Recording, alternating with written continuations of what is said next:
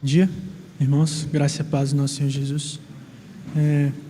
Vou trazer aqui para os irmãos uma meditação que eu tenho feito ao longo do tempo para poder entender os processos do Senhor e a maneira correta de nos sujeitarmos a esse momento diante do Senhor. E só vamos ter uma palavra de oração. Senhor, nós agradecemos a Ti, Senhor, porque em um mundo tão corrompido, Senhor, e cheio de maldade, Senhor, o Senhor nos separou, Senhor, como o Teu povo, Senhor, e pedimos a Tua graça, Senhor, sobre as nossas vidas e que, Senhor, através do Senhor em nós, manifestamos, Senhor, uns com os outros, Senhor, a graça, Senhor, que provém de Ti, Senhor. Nos dê o sentimento correto, Senhor, e a fé, Senhor, correta, Senhor, diante desse momento, Senhor. Sabemos que é um momento, Senhor, de completa espiritualidade, Senhor, e que nós precisamos, Senhor, do Teu Espírito em nós, Senhor, para participarmos da maneira correta, Senhor. Amém. Gênesis, capítulo 6. Versículo 3.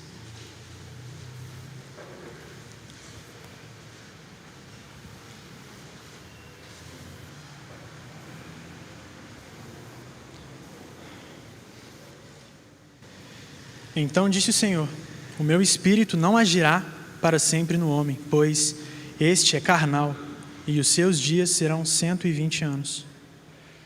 Versículo 8: porém Noé achou graça diante do Senhor. Livro de Jonas.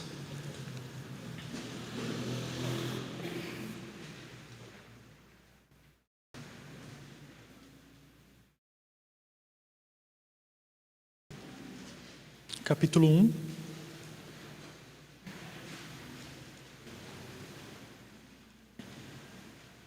Versículo 3.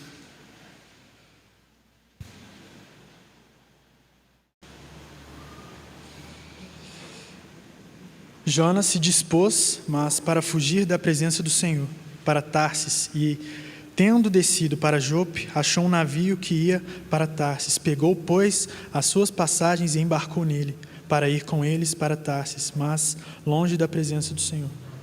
É muito interessante que a gente entra em dois contextos, onde em um mundo corrompido, em Noé a gente vê realmente um mundo que o Senhor tinha criado. Porém, o homem ele se tinha corrompido com as mulheres que nasceram dos homens. E Noé e em Jonas a gente vê a cidade de Nínive.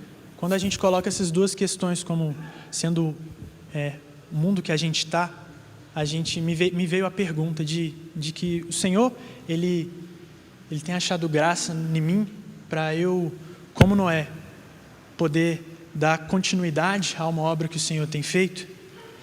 E é muito difícil, irmãos, porque quando a gente chega lá, a gente vai lá em João, capítulo 1, versículo 14, a gente vê que o Verbo encarnado, ele é cheio de graça e de verdade. E uma coisa que o Senhor tem tocado no meu coração é se eu tenho lidado com verdades e tenho transmitido verdades sobre a minha vida para os irmãos. Eu tenho visto que, como Paulo tem falado, quando a gente é cheio da graça do Senhor, a primeira coisa que muda em nós é a nossa maneira de falar, as coisas que a gente expressa. E quando a gente vai lá em Davi, e a gente vê o desejo de Davi de construir o templo do Senhor, a casa do Senhor, e edificá-la, a gente vê que Davi não pode, porque ele derramou muito sangue. Como Paulo tem falado conosco, nossa língua tem esse poder de matar, entende? E será que a gente passou pela obra do Senhor? Será que a nossa vida ela se resume em uma tempestade de acontecimentos e de aflições que nós ficamos consigo mesmos? E será que a gente consegue, através da graça do Senhor, experimentar das verdades que Ele tem para nós? Como será que a gente tem lidado com as verdades que o Senhor tem trago para a nossa vida?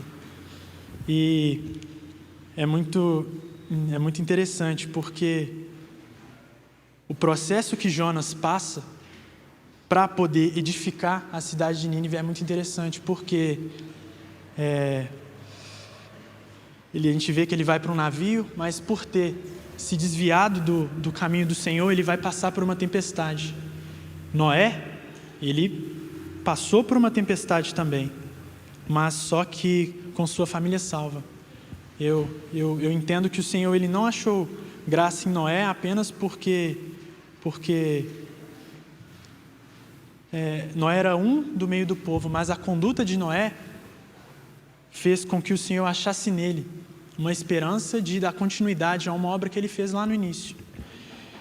Em Jonas, a gente vê que quando Jonas ele acorda, os marinheiros acordam ele no barco, e é nesse momento que Jonas ele lida com a verdade para com os marinheiros do barco e fala: não, eu sei por que isso está acontecendo, porque eu não obedeci à obra do Senhor. E aí a gente vê que Jonas ele vai para a água. Eu gosto muito de pensar nesse Jonas ir ao mar com realmente um batismo de arrependimento na vida de Jonas, que ele reconheceu a verdade que ele tinha com ele mesmo e ele decidiu passar pelo processo do Senhor. Muitas vezes a gente não entende os planos do Senhor para nós, mas o Senhor Jesus em nós, ele tem feito uma obra sem igual. E voltando lá em Davi, a gente vê que o próximo filho de Davi, que vai poder edificar a casa do Senhor, é Salomão. E o significado do nome Salomão é pacífico. Enquanto, irmãos, a gente vive em guerra conosco mesmo, a gente vive uma vida de máscaras, onde a gente não transmite a verdade para os irmãos, a gente não pode edificar. Que a gente tem esse coração de Noé, de seguir uma conduta diante do Senhor, lidando com as verdades que a gente tem no nosso coração e, de maneira genuína, experimentar desse momento onde a gente lembra do sacrifício do Senhor, porque o Senhor viu em nós a nossa incapacidade de, por nós mesmos, caminharmos de maneira verdadeira e genuína diante do Senhor. E nesses dois contextos de tempestades, na vida de Noé e na vida de Jonas, eu gosto de lembrar, esses dias eu ouvi no compartilhado do irmão César Conegli, uma menção que ele faz a Naum 1:3, que fala que as nuvens são o pó dos pés do nosso Senhor. E algo que ele falou de interessante é que como o Senhor está presente nos dias nublados da nossa vida. Que a gente se sujeite, irmãos, a passar pelos processos do Senhor. Um processo de cruz, onde a gente vai não mais se preocupar com a nossa imagem que nós construímos diante de uma vida toda. Eu venho com completa vergonha diante dos irmãos e peço perdão aos irmãos por, diante de uma vida toda, eu chegar diante dos irmãos da maneira correta, com máscaras, irmãos, que não transmitiam a verdade da minha vida para os irmãos. E confesso para os irmãos que o Senhor, Ele realmente tocou muito ao meu coração a partir do momento que eu sentei na minha casa com meus pais, com a minha irmã, e coloquei: gente, quero pedir perdão a vocês, porque em 17 anos da minha vida, eu ocultei de vocês quem eu era. Eu tirei meu coração de vocês, da obra do Senhor, para viver, para não passar pelos processos do Senhor, muito preocupado com a minha imagem, muito preocupado com a maneira que meu pai ia lidar comigo, com a maneira que minha irmã ia pensar de mim, que os irmãos iam pensar de mim. Mas o Senhor tem me ajudado a me sujeitar aos processos dele, os processos de quebrantamento, de lidar com humildade e de, com graça, expor a verdade que o Senhor tem dentro de mim e da minha vida. Que a gente entenda, irmãos, que esse momento não é simplesmente um momento onde a gente vai comer do corpo de Cristo e beber do sangue do Senhor, mas que a gente entenda que essa mesa exige um sacrifício de vida, um sacrifício santo e agradável ao Senhor, e que a gente coloque nossa vida e nosso corpo realmente como um sacrifício vivo, para que aí sim, irmãos, a gente possa edificar uns aos outros, edificar os irmãos, Pablo vai continuar no segundo momento falando dos 7 pilares que deve ter. Irmãos, e que a gente, somente pela graça do Senhor nas nossas vidas, a gente aprenda a lidar com as verdades do nosso coração, para que a gente chegue nesse momento como, irmãos, pior dos pecadores, porque é isso que o Senhor vai nos mostrar na nossa conduta, que só podemos edificar quando entendemos a posição que nós ocupamos, que sem o Senhor nós não somos nada, mas graças ao Senhor que, por completa misericórdia e graça, Ele entregou Seu Filho por nós, e a gente pode, a partir de agora, no meio da tempestade que é a nossa vida, seguir o pó dos pés do Senhor. Amém. Senhor, que aprendamos, Senhor, a confiar, Senhor, tão somente em Ti, Senhor.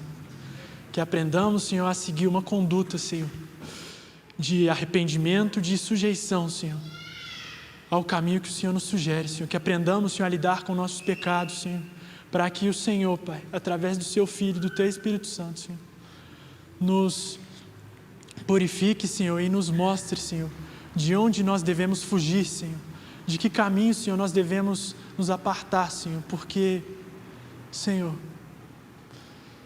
o pecado, Senhor, nos fez, Senhor, caminhar para caminhos de morte, Senhor, mas glorificado seja o nome do Senhor, Pai, porque o Senhor morreu por nós e hoje somos, Senhor, colocados, Senhor, diante da Tua mesa, Senhor, como filhos do Senhor, Pai, mas que, como filhos também, Senhor, nos sujeitamos, Senhor, nos sujeitemos, Senhor, à disciplina que o Senhor tem para nossas vidas. Louvado seja o nome do Senhor.